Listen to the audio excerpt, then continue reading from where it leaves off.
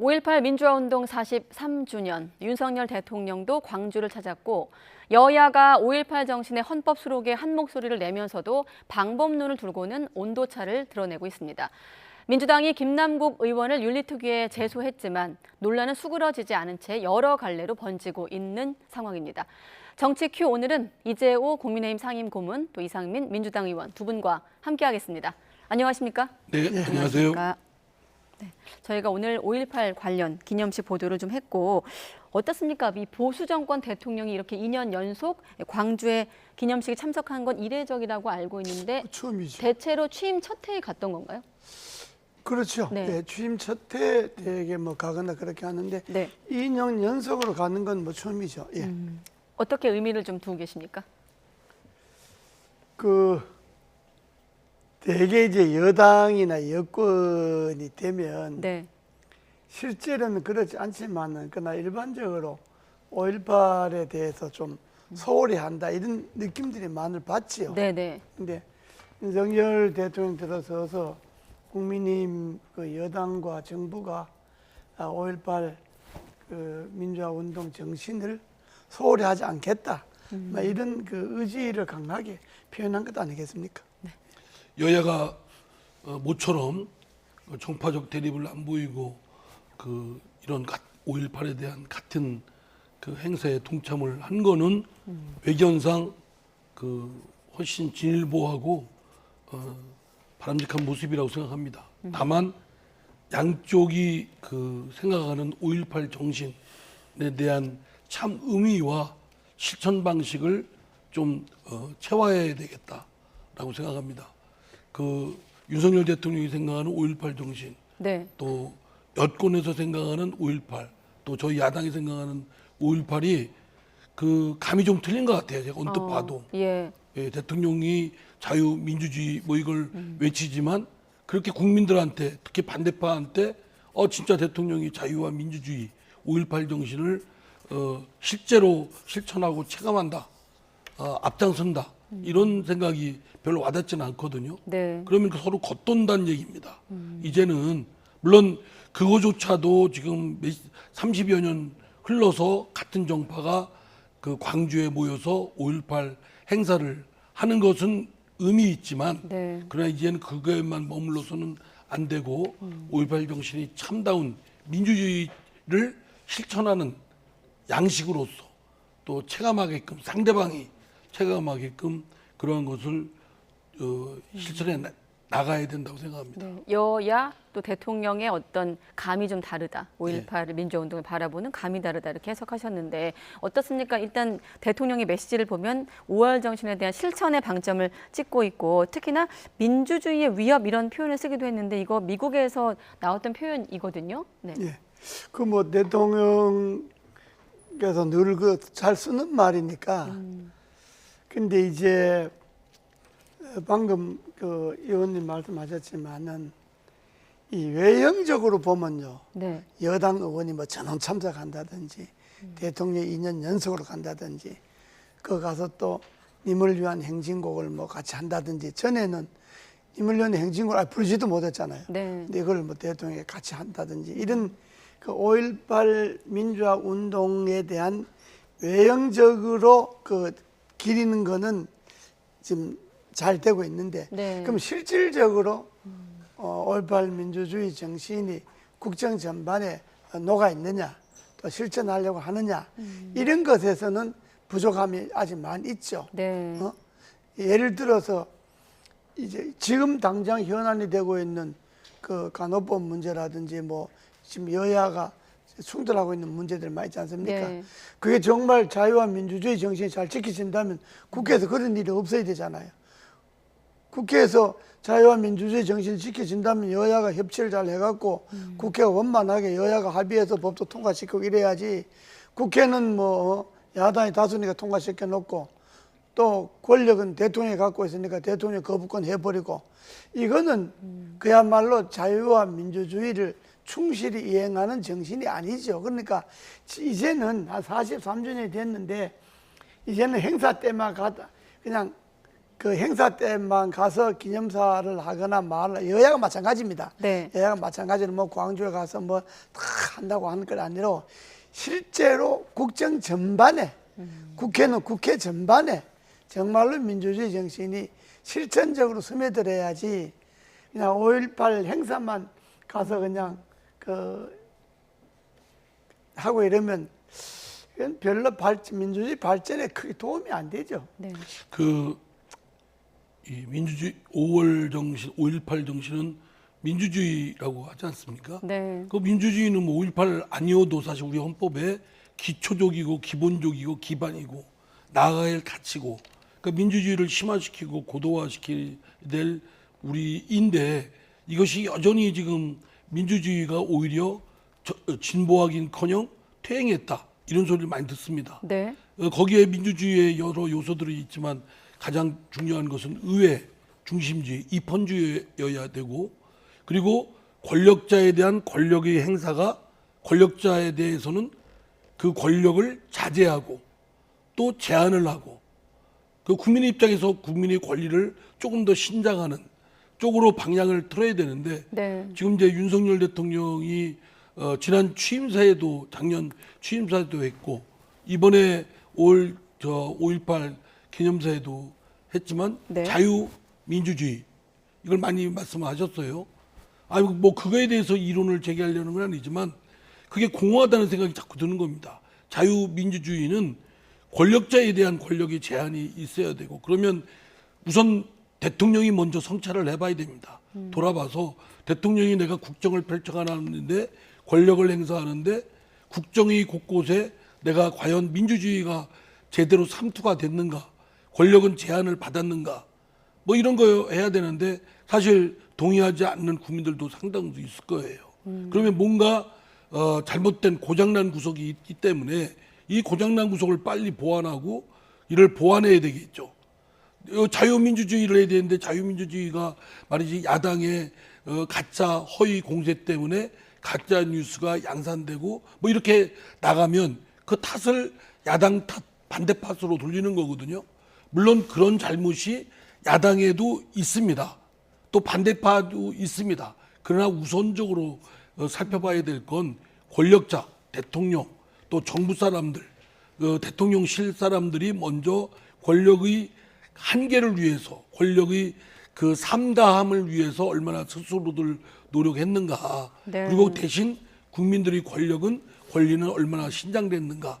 이거를 오히려 좀 바로미터로 생각하는 것이 민주주의의 측정을 바라볼 네. 수 있다고 생각됩니다. 두 분의 말씀을 종합해 보면 결국 자유민주주의를 향한 어떤 구호와 행동이 좀 아직은 틈새가 크다 이렇게 들리는데 다음 질문과도 좀 연결되는 지점이거든요.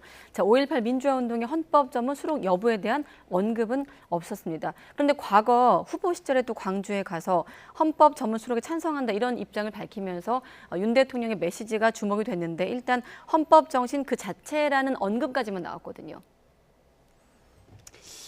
뭐 헌법적 5.18 민주화 운동 뭐 헌법 정신 자체다 하는 거는 우리나라 헌법이 뭐 민주주의 헌법이니까 그야 뭐 그렇게 말할 수 있는데 네.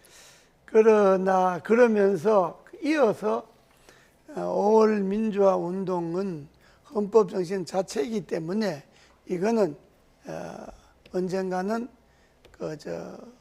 헌법 전문에 이건 수록해야 된다는 것을 한 번 더 강조하는 것이 좋았죠. 네. 그 없었다는 것은 조금 아쉽죠. 앞으로도 안 할까요? 아니면 그 발언을 아껴놓고 있는 걸까요? 그건 이미 약속을 했던 거고 하니까 그 자신 이번에 그 이야기 했다 그래서 김전 의원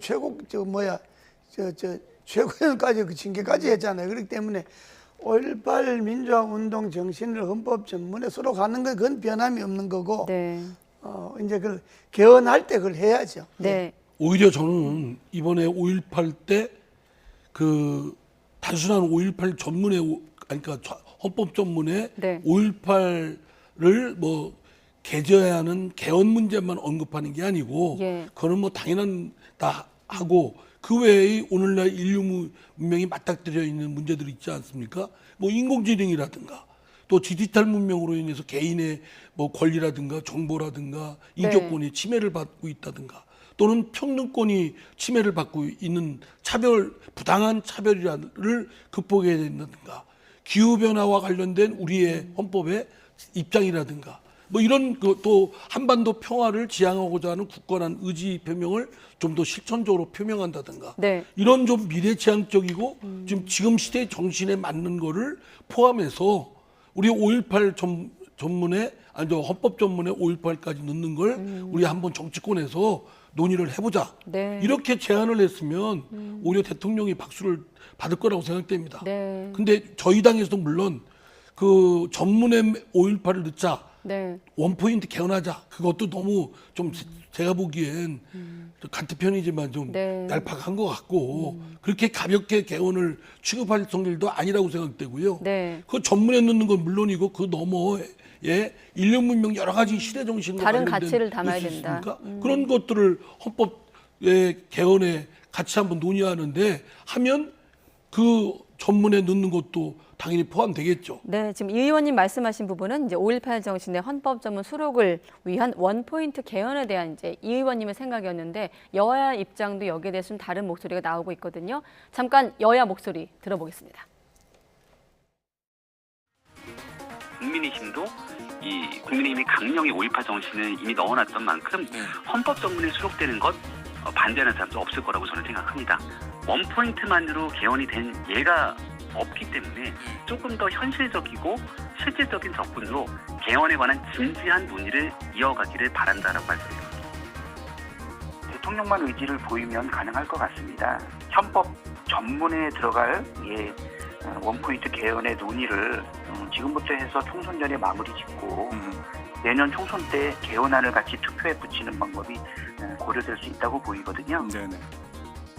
네, 박찬대 최고위원 발언에서 끝났는데 그러니까 민주당에선 대통령만 의지를 보이면 가능하다라는 발언이 나왔고 대통령실에선 국면 전환용 꼼수다 이렇게 반응했습니다. 그러니까 서로 지금 딴 얘기하들 하고 있어요. 뭐냐면 동상이몽인데요. 예, 지금 민주당에서도 원포인트 개헌하자고 주장하는 분들의 얘기는 별로 그 자체도 사실은 별로 실현성이 없어요. 네. 그냥 던지는 그냥 뭐랄까 정치적 레토리라고밖에 생각이 안 되고. 그러면 국면 전환용이라는 의견에 아니 찬성하십니까? 뭐 그건 장은 이제는 뭐 그 사람마다 좀 다르니까 네. 제가 뭐 거기까지 말씀드리지는 않겠습니다만 네. 그러면 아까 김명민 최고위원도 현실성 있는 방안을 우리 노력하자고 하는데 네. 그러면 개헌을 얘기해야 될 거 아닙니까? 그러니까 헌법 전문에 5.18 정신을 넣는 건 물론이고 그 외의 선거제도라든가 아까 새로운 기본권이라든가 또는 새로운 인류 문명이 맞닥뜨리고 있는 기후변화라든가 또는 디지털 문명에 대한 여러 가지 헌법 정신 등을 새로 정립해야 되는 거라든가 네. 또는 그 의회주의를 좀 더 강건하게 높이기 위한 이런 것들을 위한 개헌을 안을 제시를 해야죠. 근데 국민의힘도 그런 제시 안 하고 그냥 원포인트 개헌은 현실성 없다는 얘기만 내토리가 하면 서로 정치적 상투적인 얘기만 서로 공방을 벌이고 있는 것이다. 그렇습니다. 이게 지금 개헌 문제가 나왔으니까 민주당이 뭐 원포인트 개헌하자 하는 건 현실성도 없는 이야기, 그건 안 되는 이야기고, 네. 그건 진정성이 없는 그냥 던져보는 이야기고, 또 그렇다고 해서 국민의힘도 이걸 그냥 소홀히 넘길 게 아니고 차라리 그 대통령께서 기념사에서 이야기하시려면 5.18 정신을 헌법 전문에 넣는 것은 물론 시대가 많이 변화했기 때문에 네. 뭐 지금 이야기한 뭐 기후환경 문제를 비롯해서 여러 가지 우리 헌법에 지금 빠져 있는 부분도 많고 고쳐야 될 부분도 많이 있습니다. 그러니까 아주 이 시대에서 미래를 바라보는 그런 개헌을 하기 위해서 네. 이 기회에 국회에서 개헌 특위를 구성해서 그렇습니다. 5.18 예. 전문을 수록하는 것도 물론 좀 여야가 진지하게 논의해 줬으면 좋겠다. 뭐 이 정도로 한번 이야기를 하시면 좀 진정성이 있었는 거고 네. 이걸 민주당이 원포인트 개헌하자 하는 건 그건 안 되는 겁니다. 개헌하기로 시작하면 그게 원포인트가 되지도 안 하고요. 그렇게 하면 안 되고 네. 차라리 여야의 의견을 모아서 이번 기회에 개헌 특위를 구성해서 국회에서 좀 진지하게 논의해달라 이렇게 하는 것이 옳습니다. 개헌특위 말씀하셨는데 이재명 대표가 내년 총선이 적기라고 했거든요. 시점은 어떻게 보십니까? 원포인트 개헌을 총선 때 하자는 게 아닙니까? 네. 그건 안 되는 이야기입니다. 그러니까 지금 말씀하신 뭐 5.18을 전문에 넣는 건 물론이고 네. 그 외의 기후변화 또 디지털 문명에 따른 새로운 기본권 뭐 등등이 있지 않습니까? 또 예. 선거제도 개혁 이런 것들에 대해서까지 포함해서 네. 지금 사실은 결단만 내리는 문제들이 많습니다. 그것만 하면은 그것만 모아서 할 수 있다면 내년 총선 때 개헌도 같이 개헌안도 할 수 있는 것이죠. 그러니까 지금 이제 국회에서 마침 선거제 논의하고 그러니까 네. 선거제도 그렇고 또 지금 우리가 제왕적 대통령제라 그러잖아요. 그러니까 제왕적 대통령제라고 하는 대통령의 권한의 분권 문제도 그렇고 이왕 개헌하려고 하면 손댈 게 많지요. 그러니까 그런 것이 여야가 연내 합의만 된다면야 뭐 내년 총선도 할 수 있지만은 그 연내 합의가 되기가 어려울 테니까 일단은 시한을 못을 박지 말고 가급적이면 내년 총선에 통과할 때 국민투표를 한꺼번에 할 수 있도록 연내에 개헌안이 마련될 수 있도록 개헌특위가 가동했으면 좋겠다. 뭐 이 정도 이야기는 할 수가 있죠. 네. 근데 이제 공부 열심히 하자고만 하고 공부방만 마련해주면 공부 잘 안 하고요. 네. 다음 달에 월말고사 본다 해야 공부 열심히 합니다. 그건 네, 그렇습니다. 그렇습니다. 5월에만 그런 얘기를 하지 말고 좀 1년 내내 이런 고민을 좀 하면 어떨까? 예, 그렇습니다. 네, 이런 생각이 듭니다. 자, 그리고 김남국 의원 질문을 넘어갈 텐데 잠깐의 최근의 일련의 과정, 윤리위에 민주당이 제소하겠다 결정했지만 늑장 대응 논란도 있는 상황이고 아무튼 김남국 의원은 탈당을 했고 윤리특위 제소까지 왔습니다. 논란과 일련의 지금까지의 과정에 대해서 어떻게 평가하십니까? 우선 제가 전에도 말씀드렸지만은 김남국 의원으로 보면 그 의원직을 그만두는 게 옳습니다. 네. 지금 당장이라도. 왜냐 그러면 크게 세 가지로 나눌 수가 있는데 첫째는 국회의원이 업무 중에 그러니까 상임위원회나 청문회나 그 중에 그걸 돈벌이 하는 걸 한다면 그 말이 안 되잖아요. 국회의원이 국회의원직을 이용해서 돈벌이 하는 직업이 아니잖아요. 예. 그 두 번째는 그 말이 뭐 처음부터 지금까지 말이 늘 바뀌고 말할 때마다 문제가 생기고 이러잖아요. 그러니까 사람이 국회의원이 정직하지 못하잖아요. 처음부터 끝 털어놓고 다 이야기하고 심판을 받든지 해야지.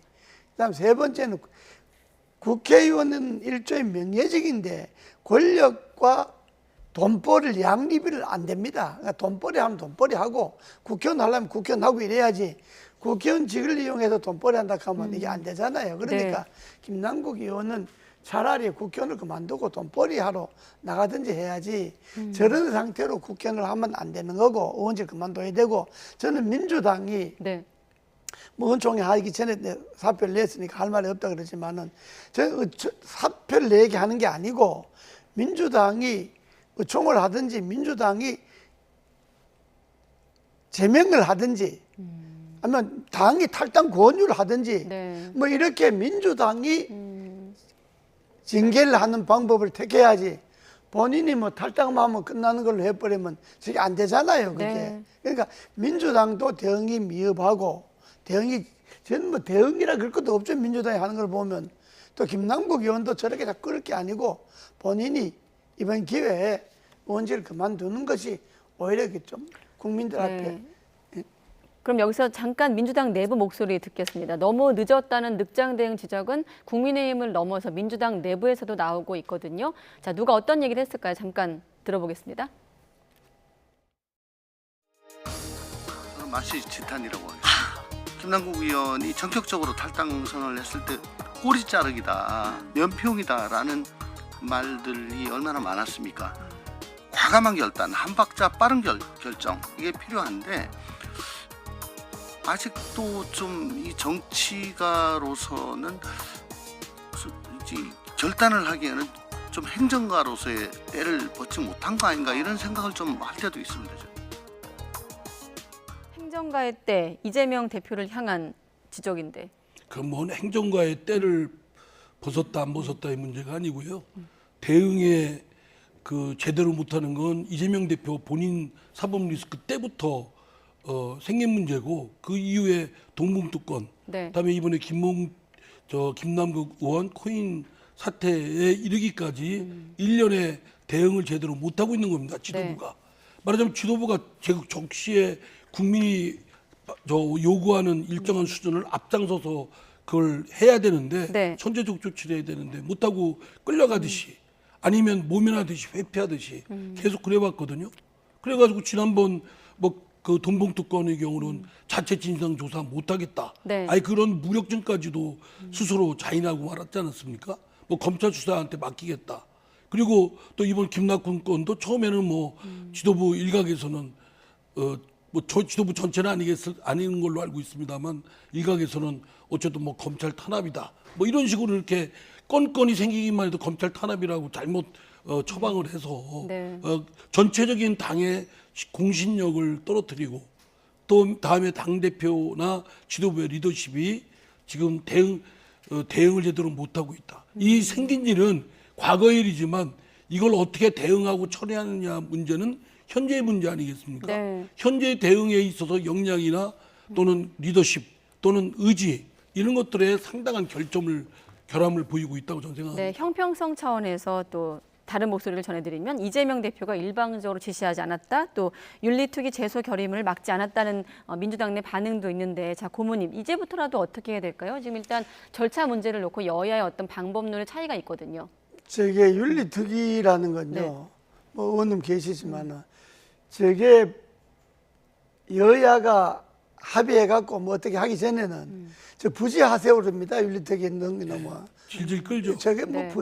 저게 뭐 시간이 정해져 있지 않기 때문에 저 부지하세요리고 네, 지금이라도 지금 제일 중요한 거는 네, 여야가 고인 문제 전수조사를 해갖고 야단 하자 그런데 지금 여당이 지금 전수조사 잘 안 응하는데 여야가 전수조사를 해갖고 이번 예. 기회에 제도적으로 전 문제를 일단은 매듭을 져야 됩니다. 네.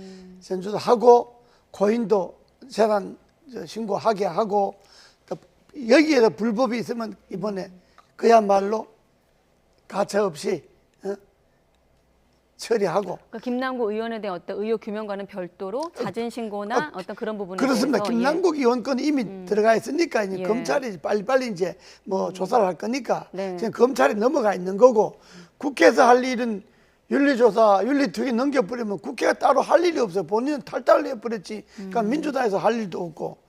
그러니까 윤리특위를 뭐 조속한 시일에 해서 여야가 합의를 해서 네. 그 시간을 정해줘서 하도록 하고 그리고 여야 의원들이 전수조사를 해서 이번 기회에 좀 투명하게 뭘 좀 하게 하고 그리고 민주당에서 탈당했지만은 형식은 탈당했지만 사람들은 다 그래도 민주당이라고 생각을 하죠.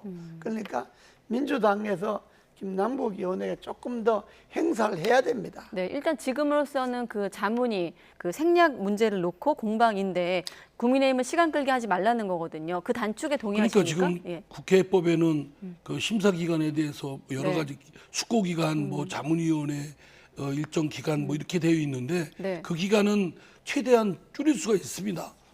뭐 숙고 기간은 여야가 합의하면 뭐 대충 지금 거의 드러나 있는 사건이기 때문에 네. 뭐 그에 대해서 전문을 할 수 없다 하더라도 드러난 것만으로 징계를 할 수가 있죠. 그리고 또 자문위원들의 자문위원을 거치더라도 네. 그 자문위원들이 뭐 밤새서 뭐 24시간 뭐 365일 저기 하는 건 아니거든요. 그러니까 빨리 그것도 기간을 줄일 수 있습니다. 한 5일, 3일 내지 5일 정도로 의논해서 결론 내려가지고 그 최대한 기간 내에 국민이 눈높이에 맞는 조치가 취해진다고 생각합니다. 그래서 저 여야가 서로 지시를 끌 게 아니고 김남국 의원 건에 대해서 여야가 진상조사단을 공동으로 만들어야 됩니다. 네. 여야가.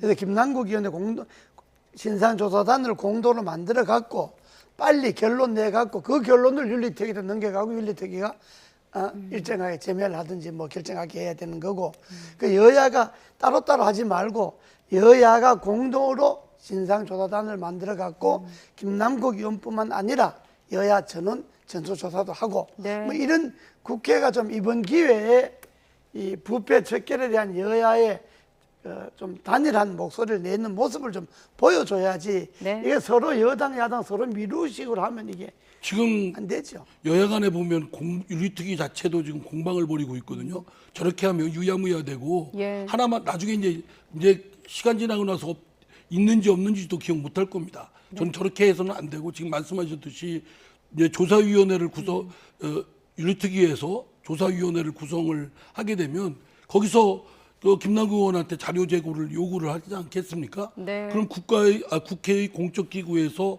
자료 요구를 했는데도 불구하고 만약에 비협조로 나온다. 그럼 그것만으로도 징계 사유가 됩니다. 예. 그러니까 뭐 하여튼 그걸 빨리 속도감 있게 하면 저는 뭐 그 못할 바 없는데 그거는 결국은 윤리특위의 위원장과 양당의 윤리특위 위원들이 의지에 달렸다고 봅니다. 네, 알겠습니다. 오늘은 여기까지 듣겠습니다. 이재호 상임고문, 이상민 의원 두 분과 함께했습니다. 고맙습니다. 예, 고맙습니다. 감사합니다.